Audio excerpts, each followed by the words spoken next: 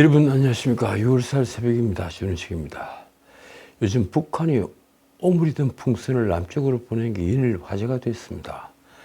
그러자 정부는 대응 조치에 착수하기로 했습니다. 지난 2일 장호진 국가안보실장은 NSC 긴급 상임위를 연 뒤에 브리핑에서 이렇게 말했습니다. 이 북한의 오물풍선 살포와 지배석이라는 행위는 정상 국가로서는 상상할 수 없는 몰상식하고 비이성적인 도발이다. 그리고 이렇게 밝혔습니다. 참석자들은 5월 30일 정부가 예고한 대로 북한이 감내하기 힘든 조치들에 착수하기로 했다. 그 감내하기 힘든 조치들 중에는 대북 확성기 방송 재개를 배제하지 않는다. 이렇게도 말을 했습니다. 쉽게 말해 감내하기 힘든 조치란 것은 다른 것이 아니라 바로 대북 확성기 방송이라는 얘기입니다. 다시 장호진의 말입니다. 저희가 북한에 경고도 했고 시간을 줬는데 경고가 나가자마자 바로 이 오물풍선 살포를 재개하면서 답을 한 것이고 저희도 시간을 끌 필요가 없다고 생각한다. 그런데 그는 왜 북한과의 문제를 말하면서 자꾸 저희라고 두 번씩이나 스스로를 낮추어 말했을까요? 우리라고 해야 되는 것 아닙니까? 하여튼 장호진이 그 뒤에 덧붙이 말입니다. 확성기 재개를 배제하지 않는다면 그걸 하기 위해 필요한 절차는 당연히 취해야 할 것이다. 그건 곧 9.19 군사합의 효력 정지였습니다. 북한은 이미 사실상 9.19 군사합의를 폐기를 했는데 우리는 아직 법률적으로 폐기를 하지 않았으니 9.19 군사합의 효력 정지를 한 뒤에 그리고 확성기 방송 재개를 하겠다. 이런 취지입니다. 대북 확성기 방송은 1963년 박정희 정부에서 시작이 됐죠. 그래서 42년간 이어지다가 2004년 노무현 정부 때 남북 군사 합의를 하면서 중단을 했습니다. 이후에 MP 때도 일시 재개를 한 적이 있었고 박근혜 정부 때 2015년에는 이른바 목함질에 도발을 하자 일시적으로 재개를 했다가 2016년 북한이 4차 핵실험을 감행했을 때 본격적으로 박 대통령 지시로 확성기 방송을 재개를 했습니다. 남북은 이후에 문재인 정부 때는 2018년 이른바 4.27 남북 정상회담을 계기로 방송 시설을 철거를 했습니다. 대통령실 관계자의 말입니다. 가까운 시일 내에 대응 조치가 구체화되는 걸 보게 될 것 같고 그게 아마 북한 측에서도 효과가 있지 않을까 싶다. 자, 그런데 말입니다. 북한이 즉각 반응을 했습니다. 북한은 2일 남측으로 쓰레기 등을 매단 오물풍선 살포를 잠정 중단하겠다면서 다시 북한으로 삐라를 보내온다면 재개를 하겠다고 밝혔습니다. 우리는 한국 것들에게 늘려진 휴지장들을 주워 담는 노릇이 얼마나 기분이 들었고 많은 공력이 소비되는지 충분한 체험을 시켰다. 그리고 보니 제가 살고 있는 동교동에도 아주 작은 쓰레기 종이들이 길거리에 집마당에 엄청나게 떨어져 있었습니다. 그게 북한에서 살포를 한 쓰레기일까요? 김광일은 또 오물풍선 살포는 철저한 대응 조치라며 이렇게 덧붙였습니다. 한국 것들이 반공화국 삐라 살포를 재개하는 경우에 발견되는 양과 건수에 따라 100배의 휴지와 오물량을 다시 집중 살포하겠다. 참 대단한 북한입니다. 그는 5월 28일 밤부터 6월 2일 새벽까지 휴지 쓰레기 15톤을 한국 국경 부근과 수도권 지역에 살포했다고 주장을 했습니다. 합참본부는 북한이 1일 밤부터 살포한 오물풍선이 2일 오후 1시까지 서울, 경기, 충청, 경북 등 지역에서 720여 개 발견됐다고 밝혔습니다. 결국 28과 29일 북한이 날린 오물풍선 260여 개를 합쳐서 지금까지 총 1000여 개에 가까운 오물풍선을 날린 셈입니다. 어쨌든 이와 관련해 2일 대통령실은 대북 확성기를 재개한다고 직접 표현하지는 않았지만 확성기 재개를 강력하게 시사를 하자 북한은 오물풍선 날리기를 중단하겠다고 태도를 바꾼 것입니다. 남북 간 상호 신뢰가 회복될 때까지 9.19 군사합의 전체의 효력을 정지하는 안건을 4일 국무회의에 상정하기로 결정했다. 아까 말씀드렸다시피 이 확성기 방송 재개를 하기 위해서 그 전제 조치로서 이 남북 군사 합의 효력 정지를 하기로 한 겁니다. 국가안보실은 3일 오전 NSC 실무조정회의를 개최해서 전날 NSC 긴급 상임 및 결정 사안의 추진 방안에 대해 논의를 한 결과 이같이 결정을 했습니다. 안보실 관계자의 말입니다. 그동안 9.19 군사합의에 의해 제약받아온 군사분계선 일대의 군사훈련이 가능해지고 북한의 도발에 대한 우리의 보다 충분하고 즉각적인 조치를 가능하게 해줄 것이다. NSC 회의 참석자들의 말도 이렇습니다. 이미 북한이 사실상 패기선언에 의해 유명무실화된 9.19 군사합의가 우리 군의 대비태세에 많은 문제점을 초래하고 있다. 이로써 문재인 정부 때는 2018년 체결을 한 9.19 군사합의는 6년 만에 드디어 폐기수순에 들어갔습니다. 3일 남북 간 상호 신뢰가 회복될 때까지 9.19 군사합의 전체 효력을 정지한다.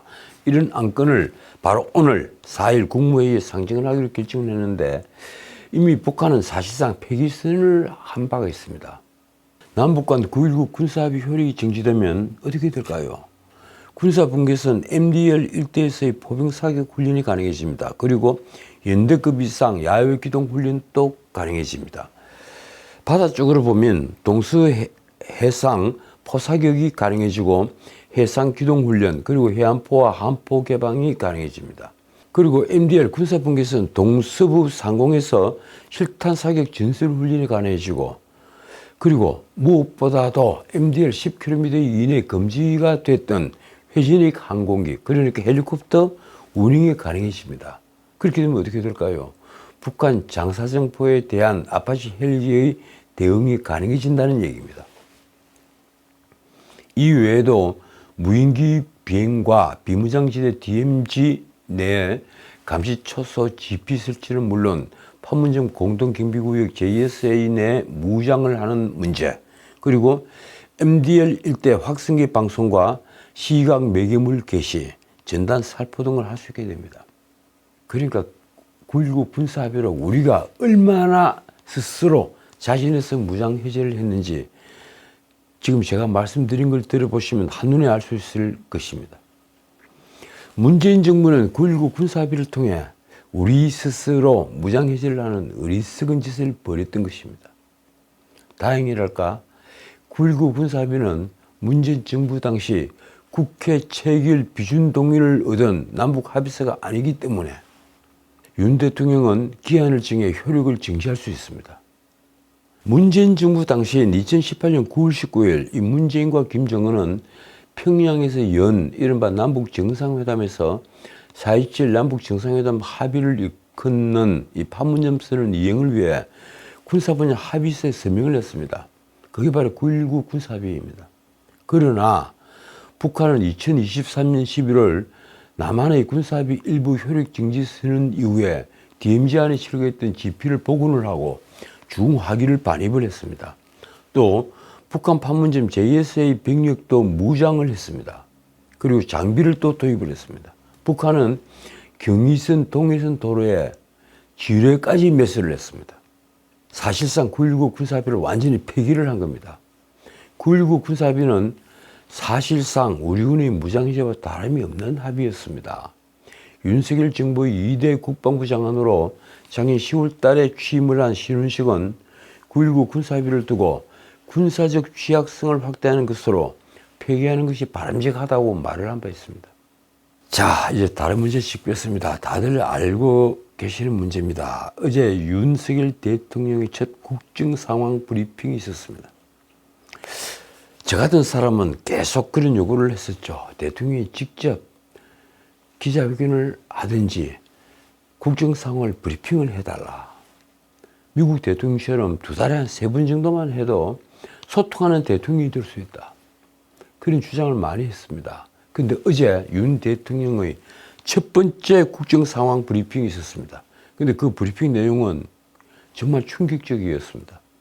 우선 대통령이 직접 국정 브리핑하는 것은 정말 반가운 일이었습니다. 아까도 말씀드렸지만 제가 자주 말씀드린 것인데 기자회견이든 국정 브리핑이든 대통령이 직접 브리핑을 한 뒤에 질문에 답하는 것은 바로 국민과의 소통을 위해 아주 중요한 것입니다. 어떻든 어제 하루 종일 톱뉴스가 됐던 대통령의 브리핑 내용입니다. 지난해 2월 동해 가스전 주변에 더 많은 석유 가스전이 존재할 가능성이 높다는 판단 하에 세계 최고 수준의 심해 기술 평가 전문 기업에게 물리 탐사 심층 분석을 맡겼다. 그 결과를 유수 연구기관과 전문가들이 검증도 거쳤다면서 브리핑한 내용을 들어보니 정말 어마어마했습니다. 포항 영일만 앞바다에서 막대한 양의 석유와 가스가 매장되어 있을 가능성이 높다는 물리 탐사 결과가 나왔다. 최대 140억 배럴에 달하는 석유와 가스가 매장되어 있을 가능성이 매우 높다는 연구기관과 전문가들 검증도 거쳤다. 산업통상자원부에 동해 심해석유 가스전에 대한 탐사 시추 계획을 승인했다. 그리고 또 한 말이 이렇습니다. 사전 준비 작업을 거쳐 금년 말에 첫 번째 시추공 작업에 들어가면 내년 상반기까지는 어느 정도 결과가 나올 것이다. 윤 대통령은 또 이렇게 부연 설명했습니다. 우리 정부에 들어와 지난해 2월 동해 가스전 주변에 더 많은 석유 가스전이 존재할 가능성이 높다는 판단하에 세계 최고 수준의 심해기술평가 전문기업인 미국의 액트지오사에 물리탐사 심층 분석을 맡겼다. 윤 대통령은 이번 가스전은 1990년대 후반에 발견된 동해 가스전의 300배가 넘는 규모이며 또 우리나라 전체가 천연가스는 최대 29년 그리고 석유는 최대 4년을 넘게 쓸 수 있는 양이라고 밝혔습니다. 심해 광구라는 금세기 최대 석유 개발 사업으로 평가되는 남미 가이아나 광구의 110억 배럴보다도 많은 탐사 자원량이다. 정말 어마어마한 자원량입니다. 140억 배럴이라고 하니 말입니다. 윤 대통령은 석유 가스전 개발은 물리탐사, 탐사 시추, 그리고 상업 개발 이 3단계로 진행이 된다고 설명했습니다. 그래서 지금부터는 실제 석유와 가스가 존재하는지, 실제 매장 규모는 얼마나 되는지 확인하는 탐사 시추 단계로 넘어갈 차례라고 설명했습니다. 그래서 최소 5개의 시추공을 뚫어야 하는데 시추공 한 개당 1,000억 원이 넘는 비용이 들어간다는 것입니다. 윤 대통령은 이렇게 말했습니다. 산업통상자원부에 동해 심해 석유 가스전에 대한 탐사 시추 계획을 승인했다. 세계 최고의 에너지 개발 기업들도 벌써부터 관심을 보이고 있다. 윤 대통령에 이어 질의응답에 나선 산업부 장관 안덕근은 조심스럽다면서도 엄청난 매장량인 걸 다시 강조했습니다. 경제 규모는 매장량을 확인해 봐야겠지만 너무 과도한 기대감을 높일 수 있어서 조심스럽다. 최대 매장 가능성은 140억 배럴로 현재 가치로 따져보면 삼성전자 시총의 5배다. 왜 하필 삼성전자 시총에 비교를 하는 겁니까? 탐사 비용에 대해 안 장관은 이렇게 설명을 했습니다. 4,500만 배럴이 나온 동해 가스전을 개발한 총 비용이 1조 2천억 정도였다. 또 총 140억 배럴이 구성이 돼서는 추정하기로 약 4분의 1이 석유, 4분의 3은 가스라고 말했습니다. 그러니까 140억 배럴이 지금 다 가스전도 아니고 석유전도 아니고 석유가 대부분인데 가스도 있다. 뭐 이런 얘기입니다. 세계 최고의 에너지 개발 기업들이 지금 관심을 보였다는 윤 대통령의 발표에 대해서는 안 장관은 이렇게 설명했습니다. 기업 이름을 특정하기는 어려운 상황이고 검증 과정에서 자료를 분석하고 관여했던 최고 수준의 자원개발 기업들이 같이 개발 참여하겠다는 의지를 표명했다. 자, 그러자 언론사들마다 해설 기사를 마구 쏟아냈습니다. 추측성 기사도 많았습니다. 어떻든 윤 대통령의 발표 내용으로는 3일 시추 계획을 승인한 영일만 앞바다 석유 가스전은 우리나라가 최대 29년 동안 쓸 석유와 가스로 추정이 됩니다. 만약에 140억 배럴이 있다면 말입니다.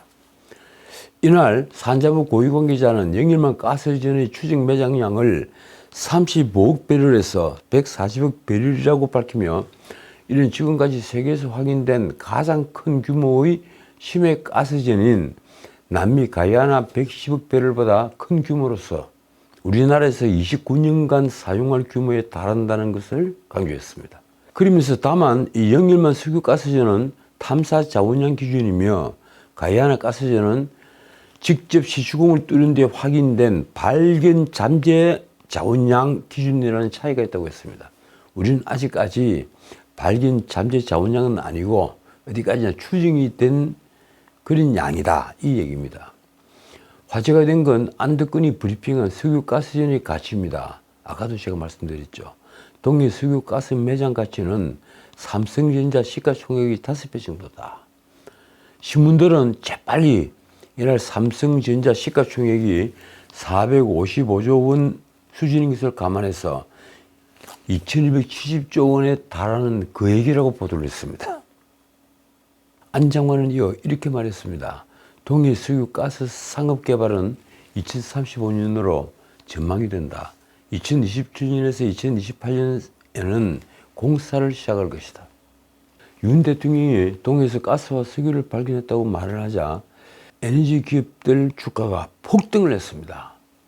여러 상한가를 쳤죠. 그런데 공기업인 한국가스공사가 1999년 상장 이후 첫 상한가를 기록했습니다. 이 놀라운 일입니다.